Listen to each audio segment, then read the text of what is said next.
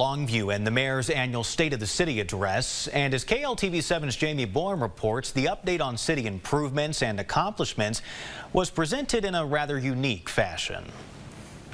Longview Mayor Andy Mack presented his 9th and final State of the City as the Chutes and Ladders board game, a game piece moving forward based on attendees' votes of what they felt was the most important of 3 actions presented on monitors. But it spanned the 9 years of Mack's stint as mayor, not just the last year.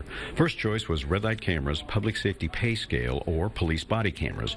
Red light cameras was the choice. Wow. This is kind of surprising. Those cameras were removed. We felt that they were unconstitutional. But the city has raised public safety pay. Then in 2022, we approved a budget that provided for a much-needed increase to make our pay rates equivalent with competitive surrounding cities. In the choice between the smoking ordinance, Unified Development Code, and the sign ordinance, smoking ordinance was chosen. The primary goal of government is public safety. And the smoking ordinance was a public safety issue, it was not a choice issue. And the Unified Code. Someone wants to come here, make it as easy as possible to come here and do their thing, because that helps us grow. The sign ordinance. It just makes our community a better place to look and live. Between Snowmageddon, the big water main break, and COVID response, COVID was the winner. It's challenges like COVID that show what you're really made of. But we pull together and we're stronger for it.